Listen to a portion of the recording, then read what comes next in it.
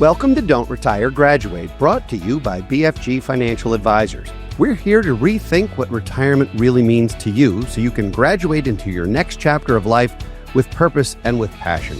I'm your host, Eric Brotman, and in this, our 7th season, we'll be bringing you interviews with guests who will share their money stories with us every other Thursday. If you haven't already done so, please subscribe and like us so you never miss an episode. Today, I'm pleased to be joined by Janine Firpo. Janine's a values-aligned investor and social innovator.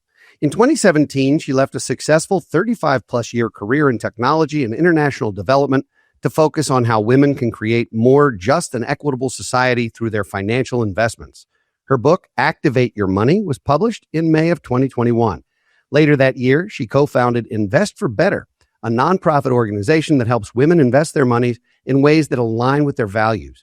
And in 2024, Forbes named Janine one of 50 over 50 female leaders who continue to make an impact later in life. Janine, welcome to Don't Retire, Graduate. Hi, Eric. It's so nice to be here. Thank you for inviting me. Well, you know, this is one of the first times I can ever remember having a guest on the show who invited herself on the show. If you'll recall when we met, this is true, and I have to have some fun with it. You said you need to have me on your podcast, and I said, well, okay, tell me why. And you did. Do you recall that conversation? I recall the conversation well, but I don't remember what I said. Well, it was apparently compelling because we're here. Let's talk a little bit about it and not spend so much time on your career, which was a long career, but the fact that you pivoted and what I would say is you graduated to the next level of your life, which I think is probably what you said to me that night. So let's talk about why you did that and how the last almost decade has gone in terms of that journey.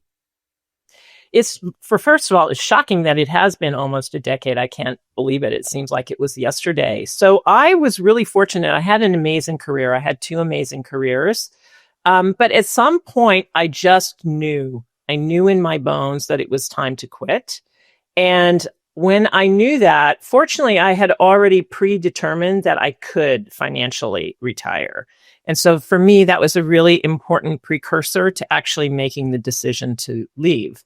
So once I decided it was time to leave, I was working at the Gates Foundation. I had a team, and it was really important for me to make sure that all of that transitioned well before I retired. And so it took me about 2 years to make that whole process happen. But once it was done, I walked out the door and I've never looked back.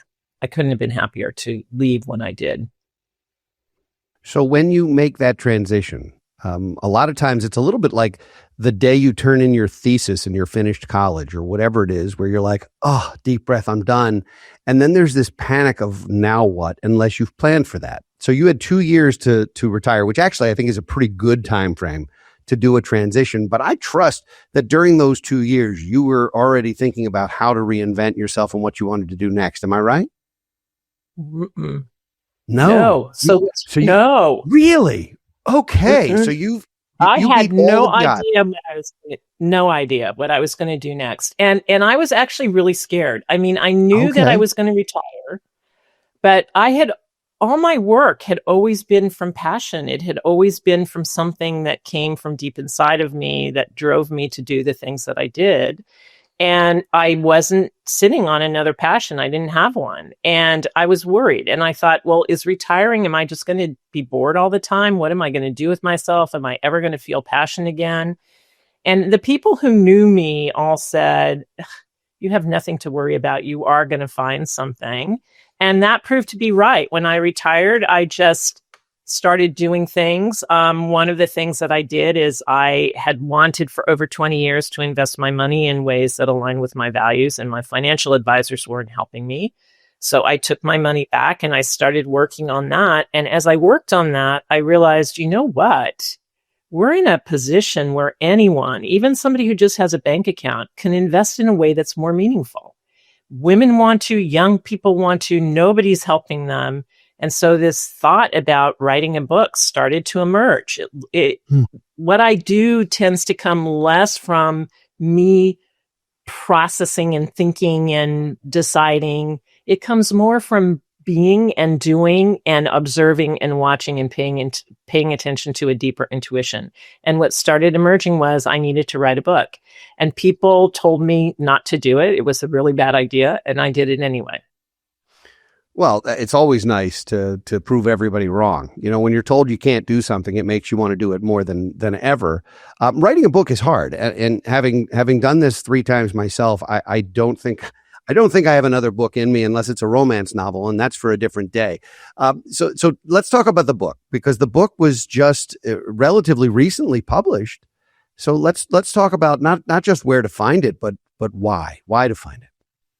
So what I realized when I started doing this work of taking my own money back is I started to learn about how little women know about investing and money. I mean, we are taught to save, we're taught to budget, we learned all of that.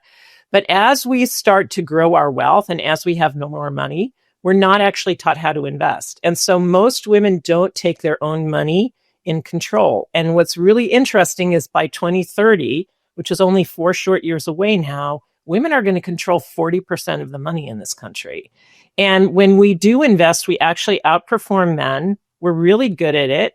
And we make very different choices than men do. And so I realized there was an opportunity to help women start to step into their financial power. And by doing that, by building and growing their own wealth, we could also have an impact on the kinds of products and services and technologies, et cetera, that are developed in this country, because that's all driven by money. And our points of view have been left out of those conversations and those companies for a very long time. So it's time to start bringing our point of view back in, and we can do it through our money. Well, and I want to push back on some stuff, and I also want to amplify some stuff, if that's okay, because that was a lot, and it was great. First of all, I think women control more like 75 or 80% of the money now. It may not be direct. No, I'm being completely serious. No, I hear what you're saying. Yeah, it's not the same as having it necessarily in their names specifically, which is coming, and I hear that, and you're right. But the buying decisions, the saving decisions, the financing decisions, and a lot of the financial planning decisions are really, really driven by women in various households around, at least in the United States, but I suspect around the world. So I think the impact of women in investing is actually even larger than you gave it credit for. And you know, I know we're looking at it slightly differently. It's not apples to apples. In terms of how women can control and understand their money, financial advisors, myself being one of them, but financial advisors generally, over many, many years, have not done a good job of engaging women as clients, as colleagues, as planners, as advisors. And so I think the fact that our business is still something like 88% male is absurd. However, I'm going to pat myself on the back. I'm going to try not to pull a muscle doing it. But at the time we're recording this just in time for New Year's.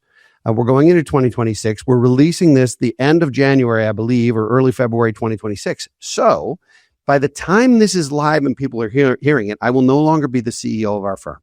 I'm stepping down after 22 years at the helm here in favor of an amazing woman, Lena Nebel, who is going to do a phenomenal job. And you'll be pleased to know that our chief investment officer is Claudia Glover, and a very accomplished, very talented investment manager.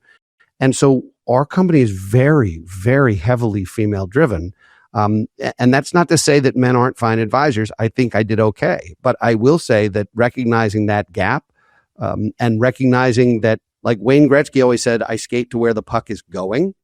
The puck is going female. It's going female. Yes, and for financial advisors watching this, you best get it right or you will be antiquated.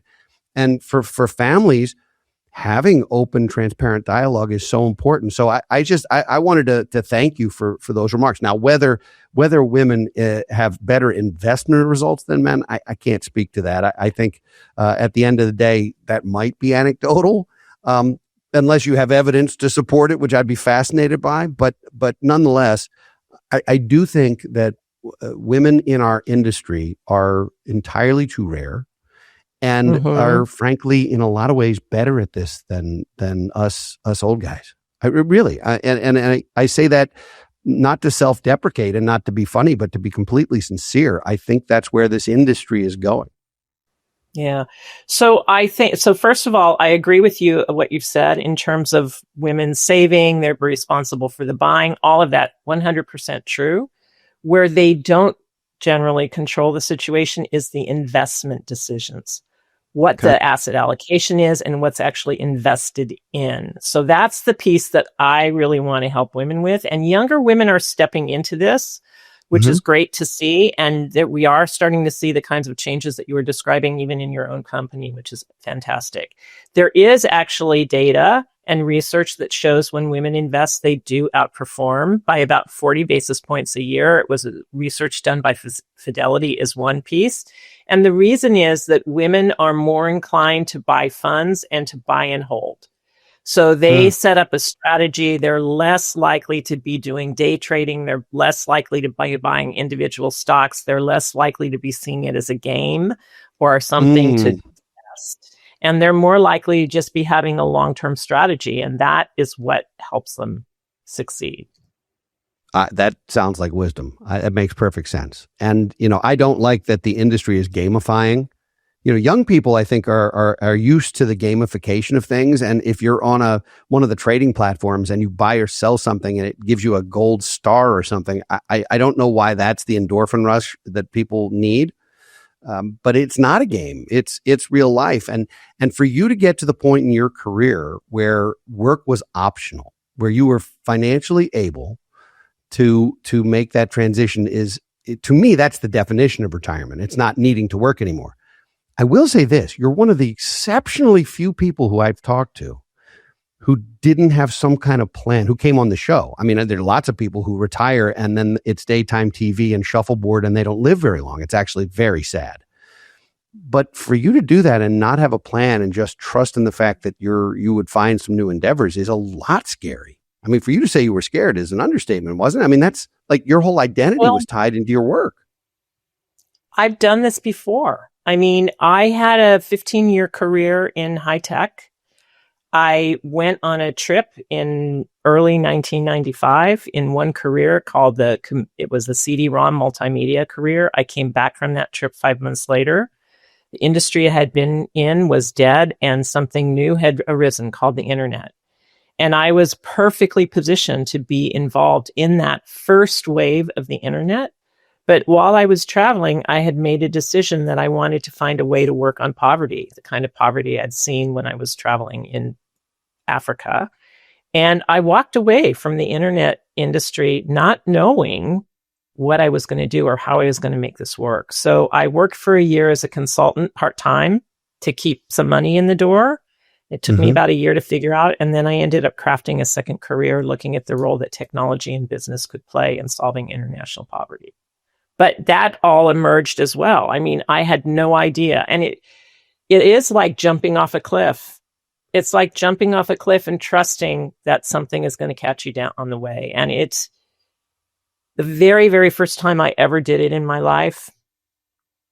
It was a very scary thing. But somehow I knew if I didn't, then I would keep going on in my life in a way that was no longer growing and it was no longer serving.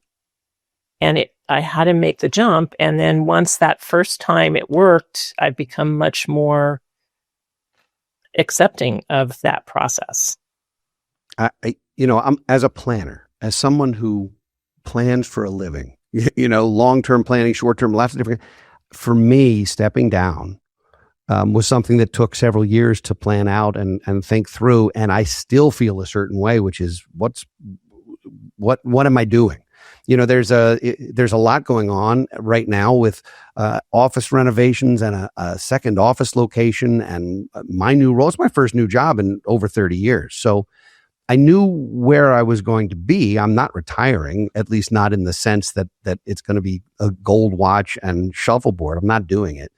But I am recrafting and redesigning my life and only doing things that bring some joy to my life.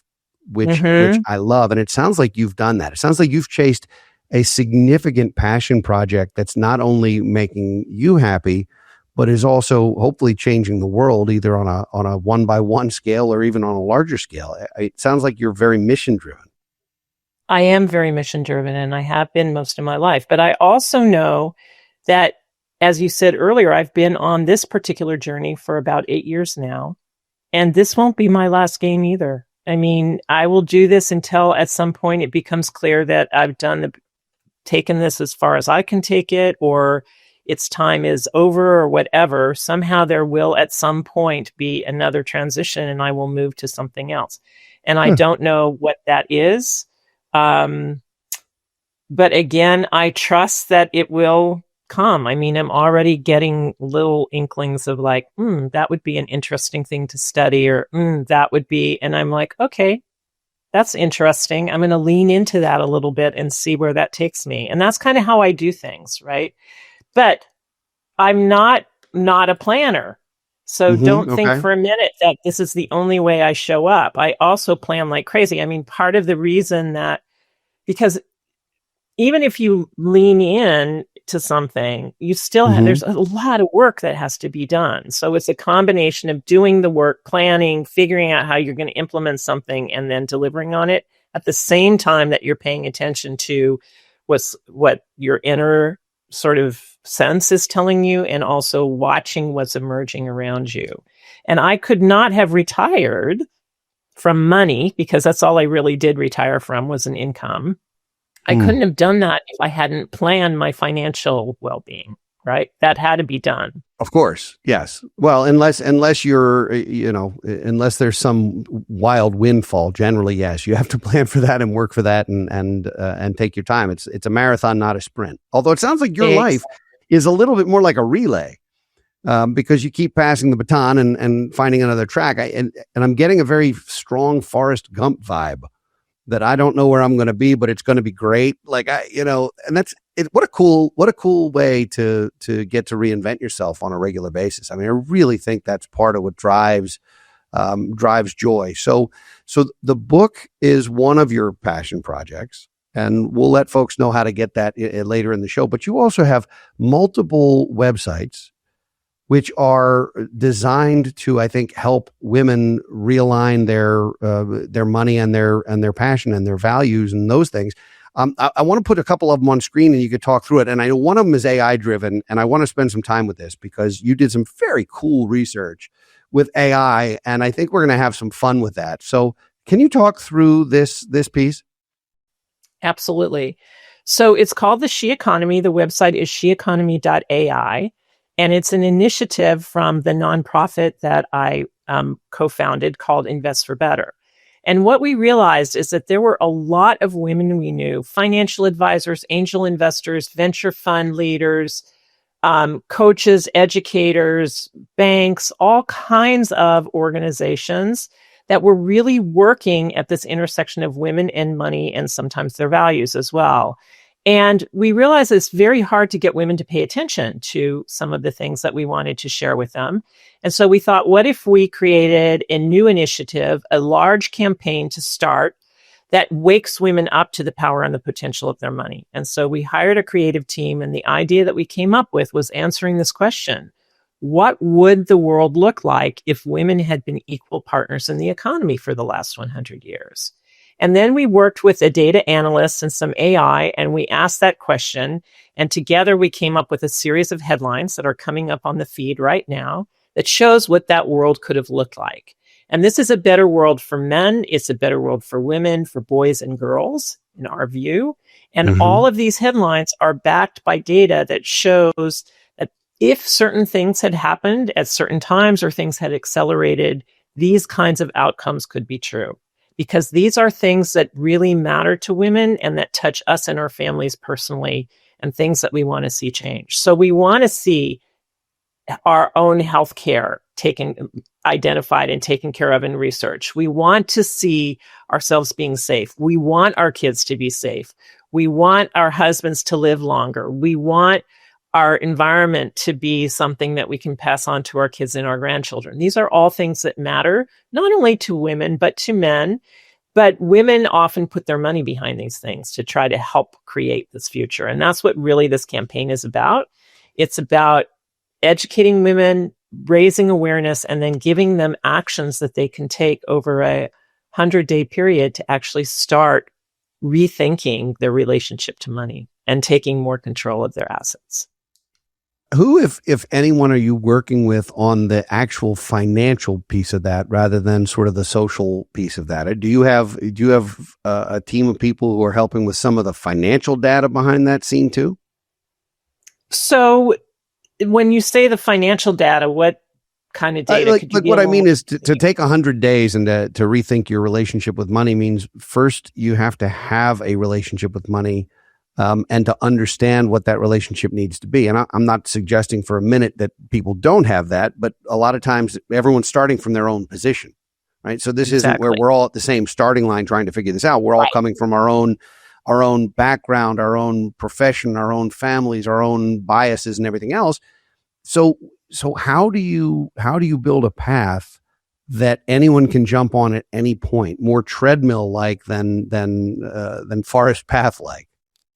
Yeah, that's a great question. And I think, in the first iteration, we may not be perfect with this, but what we're doing is that 100 days is a 14-week period. So every week for 14 weeks, there will be a theme, and we will offer actions related to that theme. And we're going to have a couple different paths for women who, are in different parts of their journey. So we'll have a path for women who are just getting started on the investing journey. We'll have a path for women who are building their financial wealth, and we'll have a path for those who want to lead and who really want to take even greater steps with their money. But to give you a sense, we're going to start small. So we're going to start, the first theme is going to be, what are your goals? What are your personal financial goals? And how do you want to think about that? Then we'll have a week that's really about, let's just start talking about our money. Because one of the things about this is that the conversation around money is a huge taboo. And so there are great ideas, right? And it needs to stop. So, have a money date with your partner or your spouse. Just go talk about money, or talk to your girlfriends about money, or talk to your financial advisor. So that'll be a theme. So we're going to try to do things that start pretty small and where women are in the beginning, just like you said.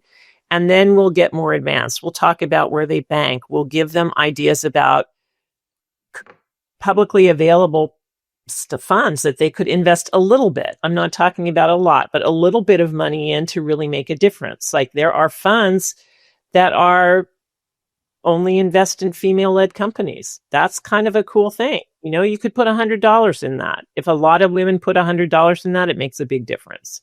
So I think there are many, many different kinds of little steps that people can take. And part of what we're doing is we have over 105 organizations that are going to be part of this, that we're offering as resources. And those organizations are going to be very involved in identifying these actions, or some of the actions will be related to things that they're already offering for free. For example, there's a firm that's what I was trying to figure out, is who were the companies or the organizations or the people behind the scenes to bring that information. A lot of those logos I recognize. A lot of these so if you go to the resources tab, this hasn't been completely updated yet, but if you go to the resources tab right now, because we're in a soft launch right now, and we're going to go to a full launch on March 5th. Well, that's but exciting. You will see these different these different firms are listed in category. We're going to change this up so that you'll be able to find something based on your own goals.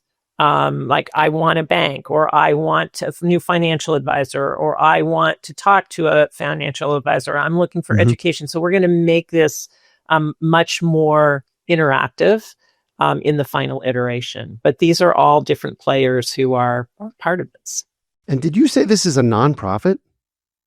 We're a nonprofit, yes. Nonprofit. So the for-profit entities are sponsoring or supporting in some way to make this run, or no, they're not. You're just identifying them. And we didn't ask them. What we asked them was, anybody who's on the website has agreed to be there. So I'm not just putting resources willy-nilly. I could put a lot more that way, but I want the people who are there to actually think that this concept, this idea about women being equal and women stepping into their power, I want that to be something that they connect with and that they feel good about. And then this whole idea is really about promoting all of us.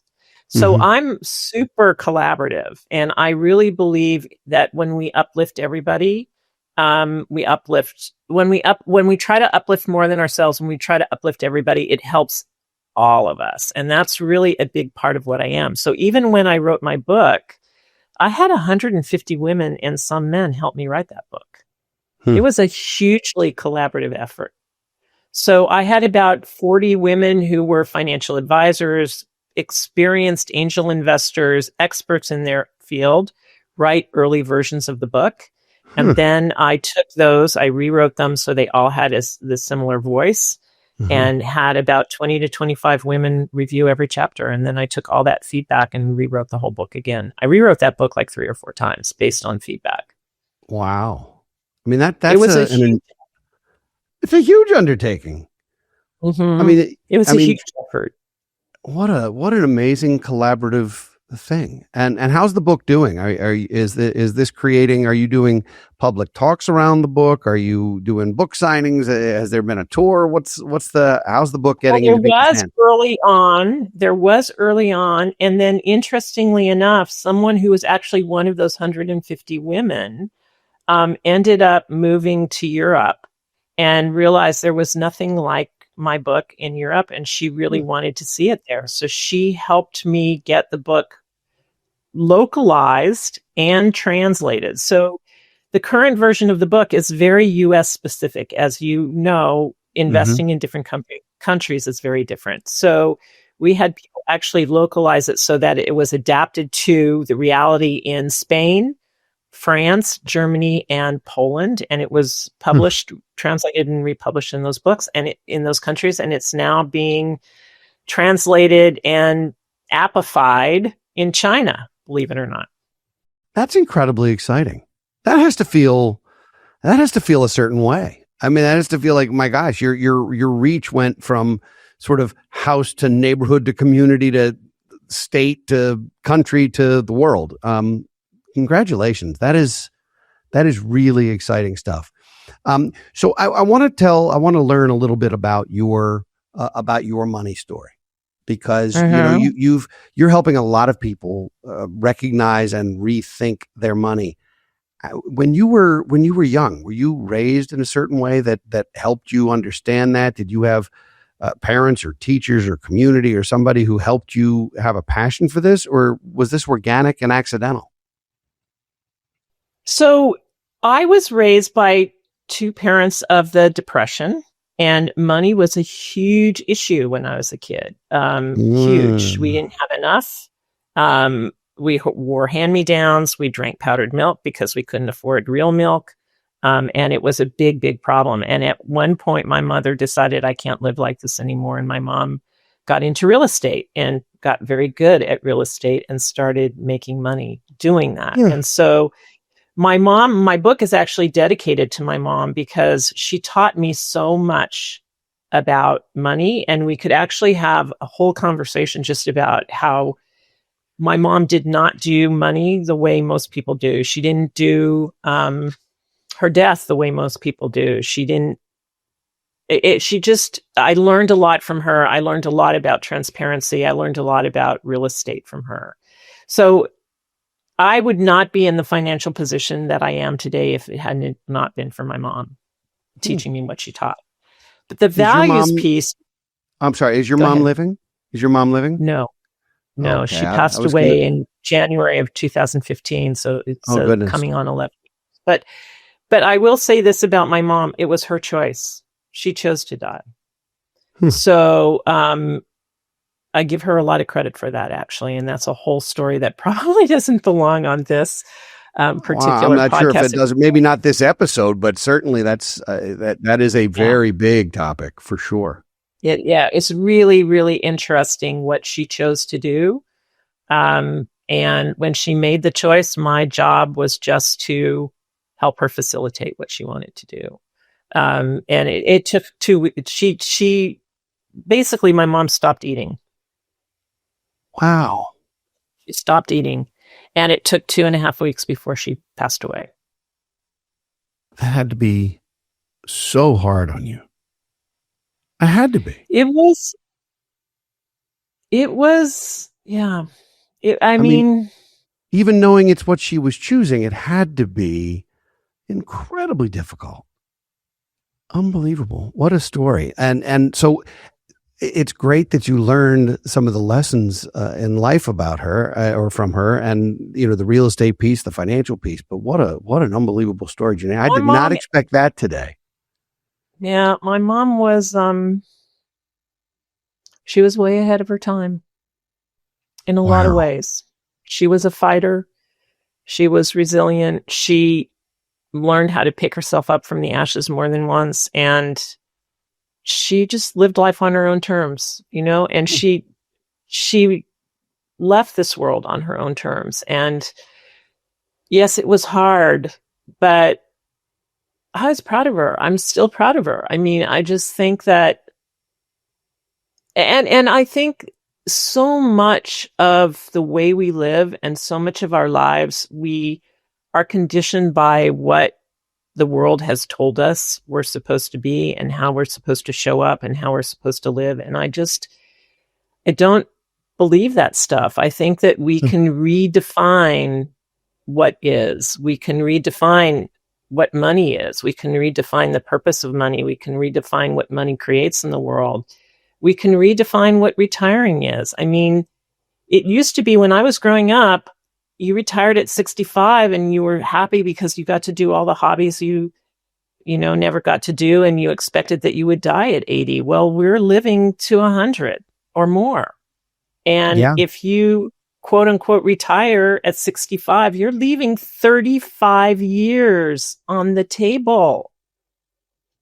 That's like my 2 careers in 35 years.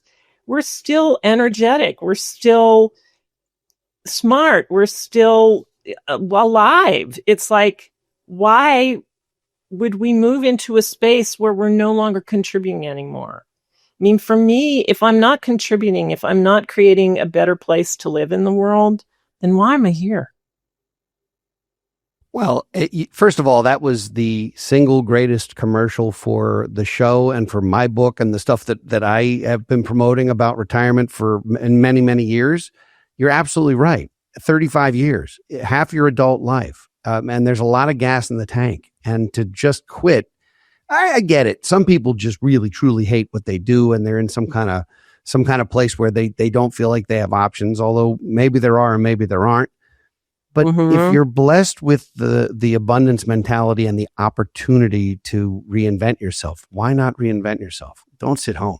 Wow. I totally agree. Powerful. It's fun. It's like, it's engaging, the stuff that I get to do. I mean, when I did that first shift in my career and I went into international development, I had friends from the internet world who were like, "Are you crazy? You've burned out. You're walking away from this fantastic future." Well, maybe I would have been one of the lucky ones and picked the right company and become a multi-billionaire. Maybe I wouldn't. Maybe I would have made a wrong choice and I would have ended up with a company that went under and I didn't make any money. So, Janine, it sounds like you're making a giant difference and trying to change the world and moving toward things. And you're absolutely living the "don't retire, graduate" motto. What is it that you want to be when you grow up? What's next? I don't know. I don't know what the next chapter will be. But just as has happened so many times in my life before, I trust that will emerge and I will see it as it's coming and I will be able to step into it. And for me, that's what's really exciting about the future. I don't know what it's going to hold. And I'm excited to see what happens. Well, that does sound exciting. It also sounds terrifying to those of us who, not because everything's linear, but because there's some kind of, I'm moving towards something known to me. You're moving toward the unknown again and again. And I give you a lot of credit. That takes courage and comfort in yourself. So Where can people learn more about you? Where can they find your book? Where can they find your nonprofit? I want to make sure that folks who want to check out your content can. Thank you so much for asking that question. I'm on LinkedIn. It's the social media that I follow, and people can find me there. I'd also recommend that they go to SheEconomy.ai and put in their email address so they can follow that journey and be part of it. We would really love as many women as possible to join us on this journey to financial freedom, financial wellness, and a different way of connecting to our money and investing our money. You can also go to investforbetter.org. And the nonprofit that I co-founded, we put women into small groups and we teach them together. We get them into conversations and we teach them together how to invest their money in ways that align with their values. We also offer a lot of free webinars, and everything we do is either free or very low cost because we want all women to be able to have access to this information. Janine, first, thank you for sharing your story so transparently. Thank you for convincing me that you should be on the show. That truly is one of the first times that's happened, and I'm so glad it did. And thank you for being here today. Keep changing the world. I'd like to thank everyone for watching and listening today. If you enjoy our show, please don't keep it a secret. Share it with family and friends so they can join you on your journey to financial freedom. We'll be back in 2 weeks with another engaging guest. And in the meantime, next Thursday, be sure to check out BFG Financial Advisors webinar series, Diary of a Financial Advisor, which you can find at bfguniversity.com. For now, this is your host, Eric Brotman, reminding you, don't retire, graduate. Securities offered through Kestra Investment Services, LLC, Kestra IS, member FINRA SIPC. Investment advisory services offered through Kestra Advisory Services, LLC, Kestra AS, an affiliate of Kestra IS. Kestra IS or Kestra AS are not affiliated with Brotman Financial or any other entity discussed.